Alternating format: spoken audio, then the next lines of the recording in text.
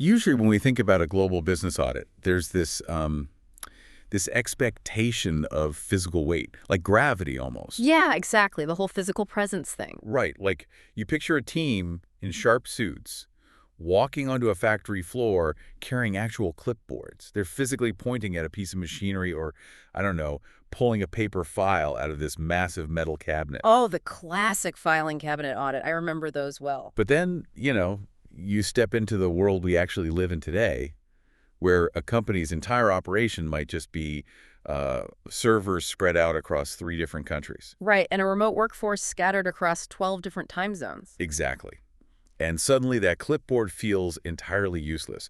We're basically looking at a landscape of accountability that is virtually invisible. It's the absolute definition of decentralized operations. And, it creates this incredible regulatory and logistical nightmare for anyone who is trying to independently verify what a company is actually doing. Because you can't put your hands on it. Right. You literally cannot put your hands on a cloud server farm. You can't observe body language when a supply chain manager is hiding behind a screen share with their camera off. Which brings us to the mission for this deep dive. For you listening, we are going to trace this fascinating 8-year survival story. We're looking at how global standards were basically forced to adapt to this hyper-digital reality. And it really is a survival story for the industry. It totally is. So we're looking at 2 foundational texts in the world of organizational accountability. We've got the ISO19011 guidelines from 2018, and we're comparing them to the newly updated ISO19011 guidelines from 2026. And just acting as a pair of instructors here, taking you through the syllabus update. Exactly. We're going to compare them chronologically, mapping out exactly how this architecture of trust has been rebuilt for a decentralized world. For you listening, we should probably set the stakes before we jump in, because standard documents can sound a bit dry on the surface. Oh, definitely. ISO standards aren't exactly beach reading. Right, but they are so critical. When we say ISO, we're talking about the International Organization for Standardization. And ISO 1911, well, it's the global blueprint for how you audit a management system. And just to clarify, a management system isn't like a software platform, right? No, not software. It's the underlying nervous system of a company's operations. So their policies, their processes, the actual rules for getting things done safely and legally. Got it. So ISO 1911 basically sets the rules for the people checking those rules. It dictates international contracts, legal compliance, and really corporate liability on a massive global scale. So if these rules change, the entire global ecosystem of corporate trust basically shifts underneath us. Exactly. The tectonic plates move. So let's look at where that shift begins. If we compare the 2018 and 2026 texts, the very first place we see those tectonic plates moving is right in the scope and definitions. Clauses 1 through 3. Right, clauses 1 through 3. In 2018, the standard establishes a very solid baseline for the physical world. It gives us definitions for things like audit plan and audit criteria, which is all very standard. Right. It's a very grounded document. But its acknowledgement of the digital world is basically an afterthought, isn't it? Oh, totally. In the 2018 text, the whole concept of a virtual location is literally tucked away in this tiny little note under the definition of the word site. Wow, just a footnote. Basically, yeah. The standard kind of begrudgingly acknowledged that an organization might perform some work in an online environment, but it treated it as an edge case, an exception to the physical rule. Okay, so then we hit the 2026 version, and the vocabulary is fundamentally overhauled. Overhauled is the right word. Clause 3.4 formally introduces a new primary term, which is remote auditing method, and it defines this as conducting activities from, quote, any place other than the location of the auditee. Yes. And it explicitly states that processes are executed online, irrespective of physical locations. And look, the legal weight of that one specific change cannot be overstated. Why is that? It just sounds like they updated the dictionary. It's way more than a dictionary update. By formalizing remote auditing methods right there in Clause 3, the 2026 standard elevates remote work from this, circumstantial workaround into a permanent foundational methodology. Oh, I see. Think about the contractual implications of that. 10 years ago, if a vendor contract stipulated an on-site audit and the auditor never physically showed up because, say, they reviewed the databases from 1,000 miles away. The auditee could probably argue breach of contract. Right? Precisely.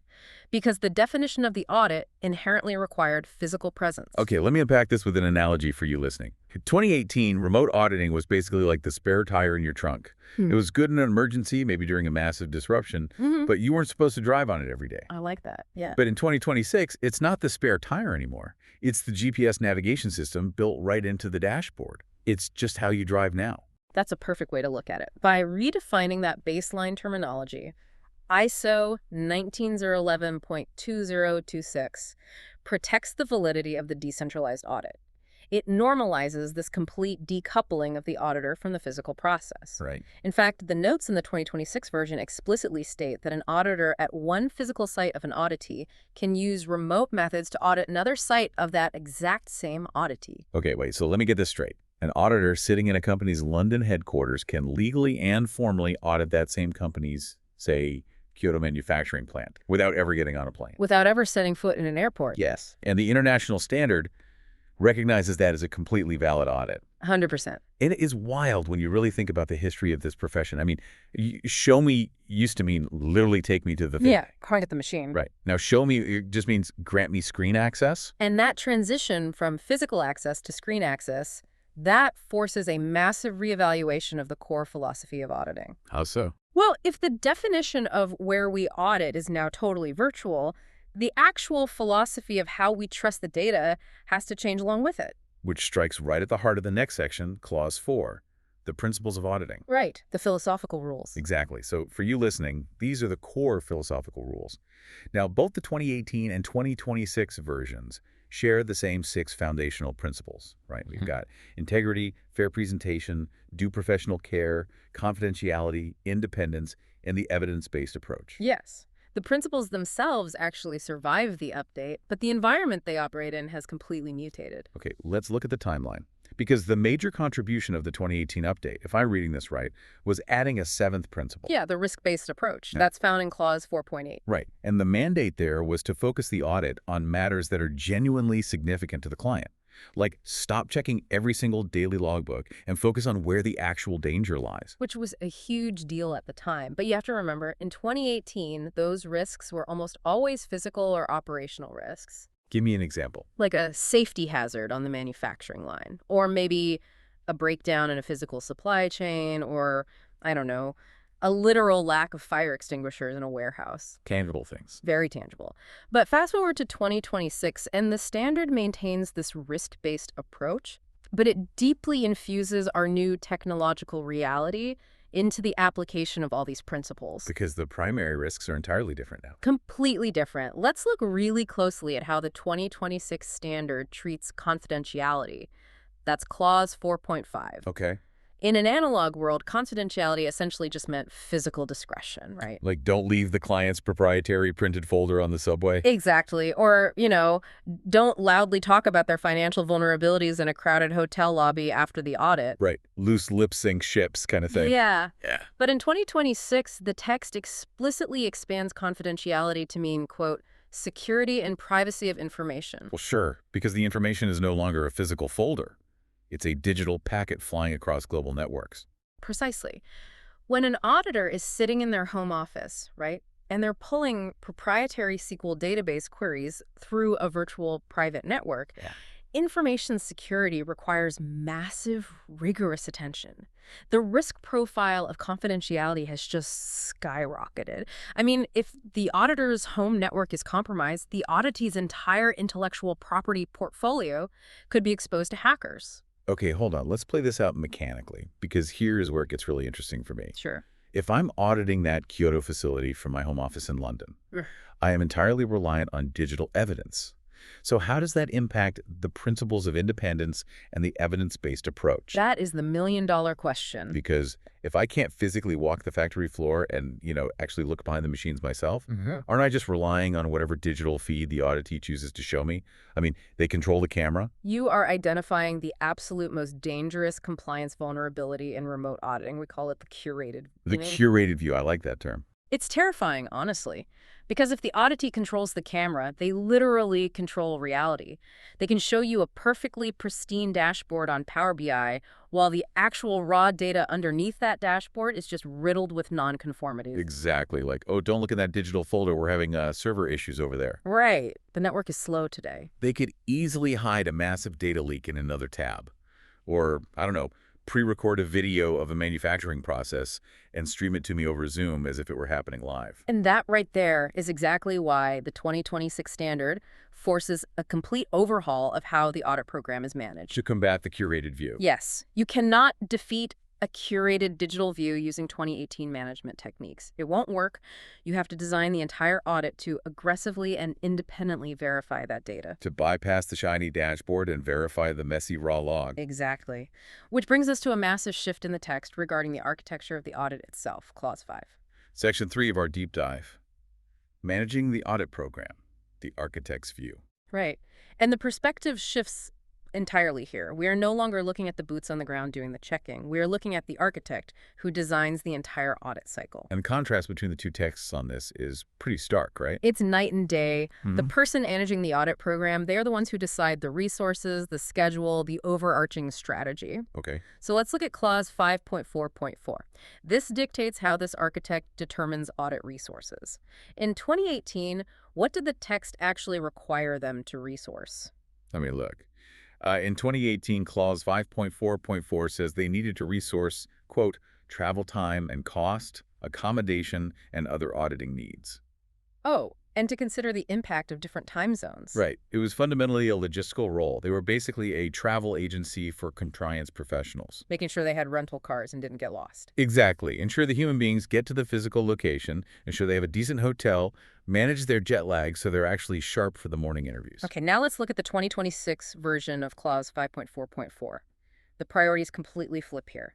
Read what it says now. The text now explicitly demands assessing the, quote, availability of information and communication technologies. And it spells out the required resources. It says adequate network bandwidth, computer and network hardware, and software. Do you see the shift? The infrastructure of an audit has migrated from physical logistics to IT architecture. Wow. Yeah. The 2026 standard is forcing audit program managers to act like systems architects. You have to assess the digital infrastructure months before you even schedule the opening meeting. So what does this all mean for you, the listener? It's kind of like planning a wedding, right? Oh, how so? Well, in 2018, you worried if the venue had enough physical parking for your guests. But in 2026, you're worrying if the venue has strong enough Wi-Fi to live stream the ceremony in 4K to your relatives without it buffering. That is a brilliant analogy. Let's put a real business scenario to this, though. Imagine you're auditing a critical mineral supply chain. You need to audit a lithium mine in a remote developing nation. In 2018, the logistics were about getting your team on multiple flights, securing off-road vehicles, and maybe, I don't know, arranging for malaria medication. Right, physical safety and access. But in 2026, if you are doing this remotely, the logistics are entirely different, you have to ask. Does the mines management office even have satellite internet capable of streaming high-definition video? Because you need to physically see the safety equipment via the stream. Exactly. And if the latency is like 800 milliseconds and the video feed drops out every 2 minutes, what is your contingency plan? It's not just about connectivity, is it? It's also about security. Absolutely. The 2026 version of Clause 5.3, which covers determining risks to the audit program, it explicitly adds information security and confidentiality requirements as a factor you absolutely must plan for. So you have to resource encrypted virtual environments. You do. You have to ensure that if you're using a third-party streaming platform to look at that lithium mine, the stream is end-to-end encrypted. Because if it isn't, a competitor could intercept the feed and steal proprietary operational techniques right off the video. That is wild. So literally, if the Wi-Fi fails, the audit fails. The bandwidth is the travel.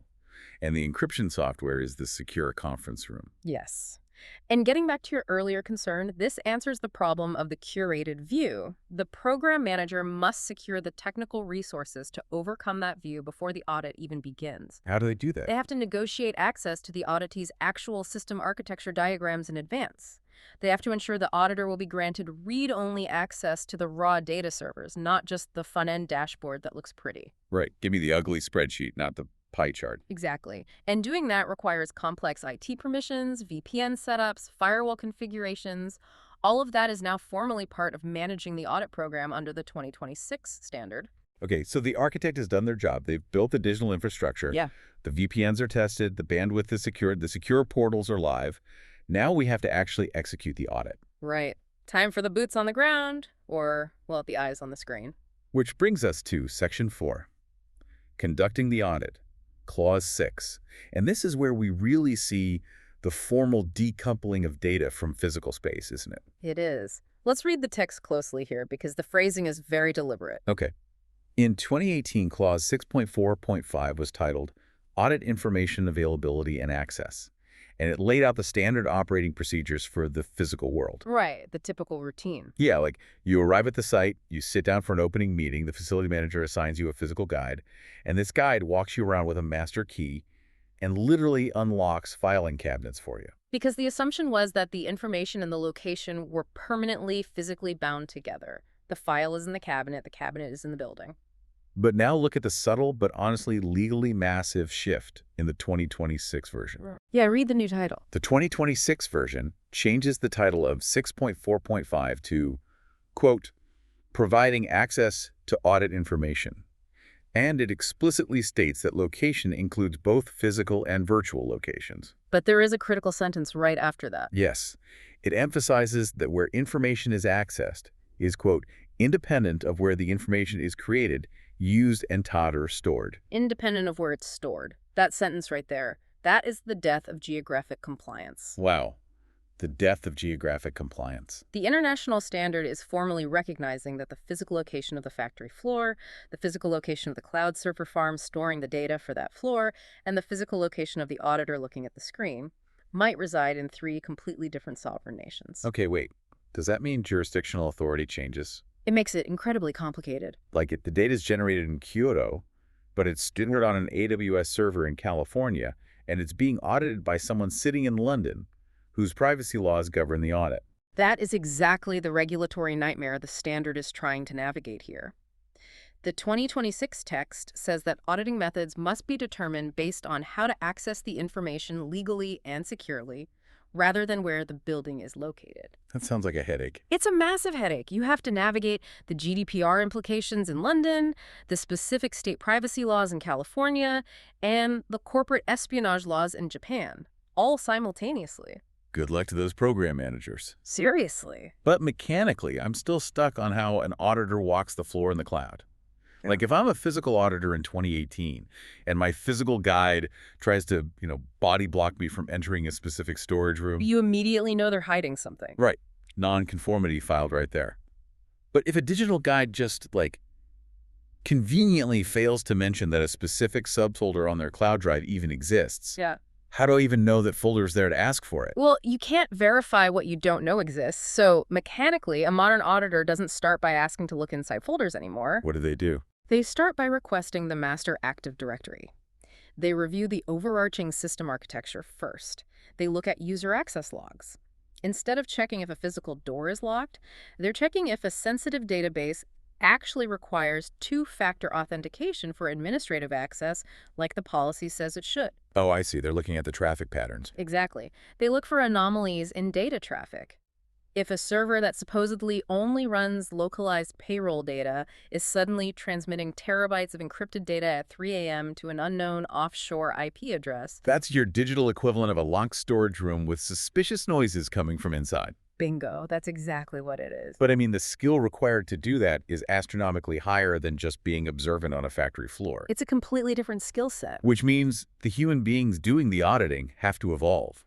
The people checking the rules have to learn entirely new rules. And that brings us to Section 5, which is honestly the most disruptive section of the 2026 update.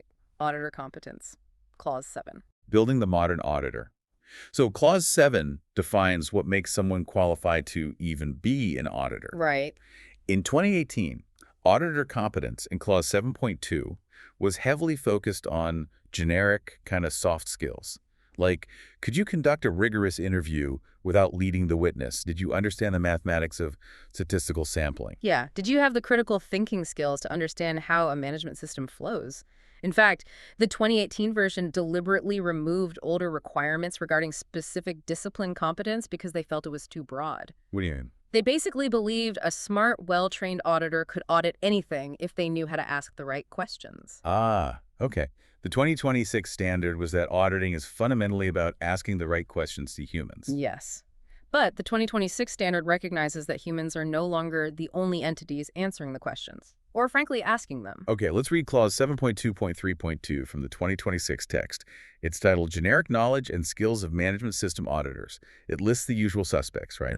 Prioritizing matters of significance, communicating effectively. Keep going, down to bullet point number 10. Yeah, here we go. At bullet point 10, it drops an absolute bombshell. It requires auditors to understand the, quote, appropriateness and consequences of using information and communications technology tools and emerging technology to conduct audits. And then it provides a very critical example right after that. It does. It says, quote, e.g., artificial intelligence-based evaluation tools. There it is. The standard explicitly names artificial intelligence, not as some, futuristic sci-fi concept, but as a mandatory competency for a working auditor today. The standard is officially acknowledging that auditors are interacting with and relying on AI algorithms to do the evaluating. But wait, this raises a huge red flag for me. I thought it might. Practically, mechanically, what does this actually demand of a traditional auditor? Like, imagine an auditor who has spent 25 years mastering the psychology of the human interview, reading facial expressions. Are they suddenly expected to be a machine learning engineer? No. Because how does a compliance professional interrogate a neural network? Let's use an analogy here to calm the panic. Think of a financial inspector who is tasked with auditing a bank vault. Oh, okay. The inspector doesn't need to know how to forge the steel themselves. They don't need to know how to physically build the vault door from scratch. But the standard is saying they must understand the metallurgical properties of that vault well enough to know its weaknesses. Like if extreme heat could melt it. Right. Or if a specific type of diamond-tipped drill could pierce it. They have to understand the boundaries of the tool. Okay, so they need to understand the structural vulnerabilities of the system, even if they didn't write the code. Exactly. When the text says the auditor must understand the consequences of using AI tools, it's talking about digital risk and structural vulnerability. Let's look at a mechanical use case for that, because I think people need a concrete example. Sure. Imagine an auditor is using an AI-based evaluation tool to scan 5 million financial transactions across a global supply chain, looking to flag anomalies. Because a human couldn't possibly do that in a lifetime. Right. The AI does it in 6 seconds, and it flags 400 transactions as potential nonconformities. Okay. Now, in 2018, or someone was using a really software tool, the auditor might just blindly trust the output. The computer said these 400 are bad, so they're bad. But in 2026, the auditor must have the documented competence to question the algorithm's output. They have to ask, what was the training data for this AI? Oh, right. Because AI is only as good as its training data. Exactly. Was the training data exclusively based on North American supply chains? If so, does it possess a structural bias that incorrectly flags standard Southeast Asian business practices as anomalies? That's a huge issue. It is. And what is the algorithm's documented margin of error? Has it drifted over time? So if the AI flags something, the human auditor has to know how to trace the logic back to the raw data to prove it manually. You absolutely cannot cite a nonconformity simply because the black box said so. Precisely. You must evaluate the AI's competence the exact same way you would evaluate the competence of a human technical expert that you brought along on the audit. Like, show me your work. Yes. If a human expert makes a claim, you ask to see their math.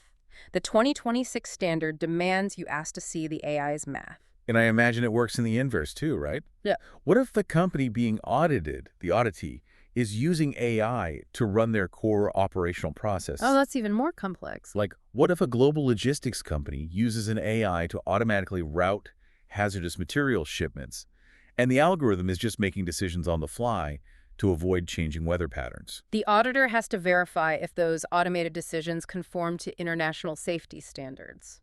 They literally have to audit the machine's decision-making process. It is a staggering leap in required digital literacy, and honestly, the authors of the ISO standard knew this. They knew this would be incredibly difficult for traditional auditors to implement. Right. You can't just mandate that and offer no help. Exactly.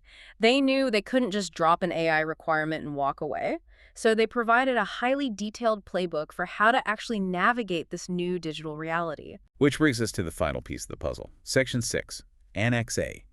The remote auditing playbook. Annex A is the tactical rulebook, and the evolution from 2018 to 2026 here is, frankly, a masterclass in adapting to a decentralized world. In 2018, Annex A had this tiny section, 8.16, titled Auditing Virtual Activities and Locations. I remember it. It was maybe half a page long. A primer, basically.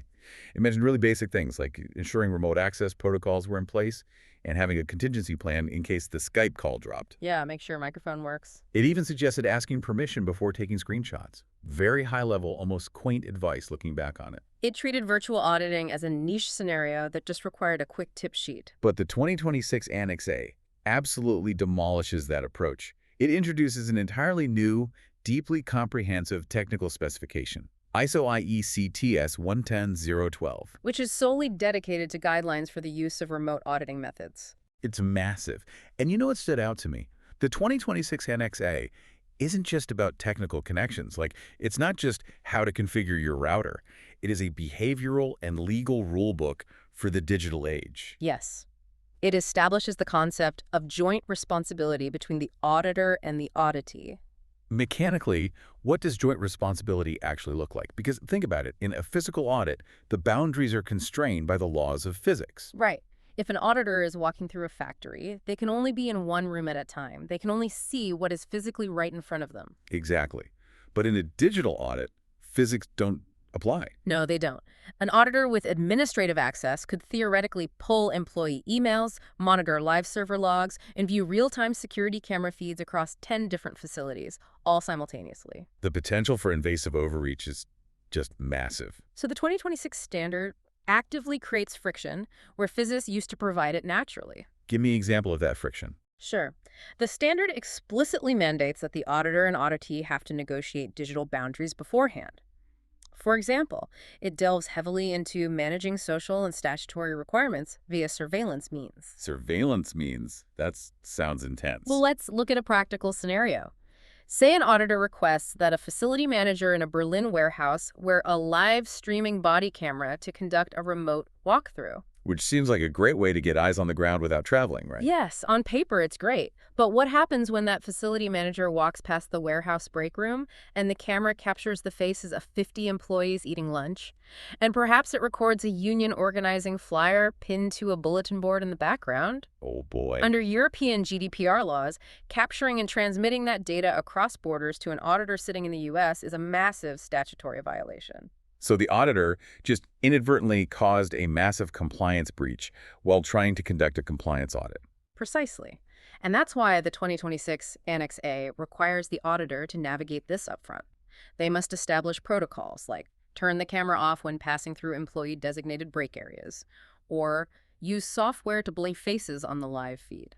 That joint responsibility means the auditee must push back to protect their employees' statutory rights. Yes, and the auditor must respect those boundaries without compromising the audit's integrity. It's a delicate dance. It also completely rewrites the rules around documented information, doesn't it? The 2026 standard says you must ask explicit permission before taking copies of documented information in any media. Yes. It is the difference between physical observation and digital permanence. Right. Think about 2018.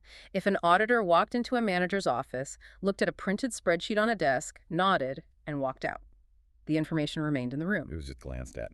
But in a remote audit, if the manager shares their screen to show that exact same spreadsheet and the auditor hits their shortcut keys and takes a high-resolution screenshot, the auditor has just created a permanent digital duplicate of that proprietary data and stored it locally on their own hard drive. Exactly. And tying that back to the new definition of confidentiality we talked about in Clause 4, the auditor is now legally responsible for the information security of that screenshot.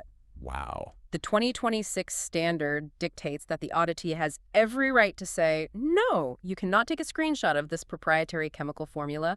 I will share my screen, you can review it live, but you may not capture the data. It's like the standard is actively teaching auditors when not to click snap. It really is. It even dictates screen sharing limits. It advises auditors to be acutely aware of what else is visible. Oh, like making sure you only share a specific application window. Exactly. Are you sharing just the Excel file, or are you sharing your entire desktop, where a highly confidential Slack message from the CEO might pop up mid-audit? We're going bankrupt. Pops up on screen. Yeah. That would be bad. Very bad. It's a holistic approach to the reality of the screen. The standard recognizes that while the digital world gives us unprecedented, instantaneous access to global data, it also creates these invisible legal and ethical minefields. Minefields that must be actively, consciously managed by highly competent professionals. Precisely. Man, this is just a staggering amount of evolution for a single document.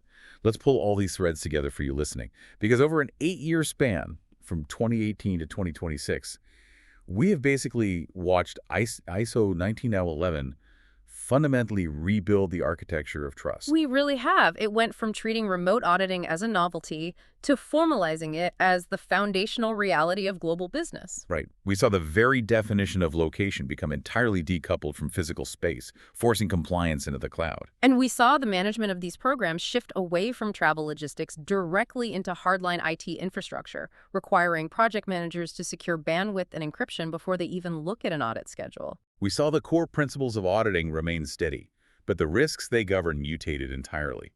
From physical hazards to data breaches, curated digital views, and GDPR violations. And most incredibly, at least to me, we saw the standard formally require human auditors to understand the structural vulnerabilities of artificial intelligence.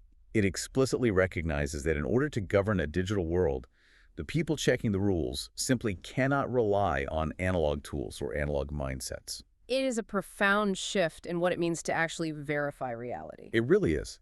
But I want to leave you, the listener, with a final provocative thought, something to mull over. Okay, let's hear it. We've analyzed how the 2026 standard forces human auditors to understand the consequences of AI. Right. It acknowledges AI as a powerful evaluation tool used by the auditor, or a process used by the company. Yes, but the human is still at the center, interrogating the machine. Exactly. But what happens during the next major syllabus update? What happens when ISO 19011.2034 is published?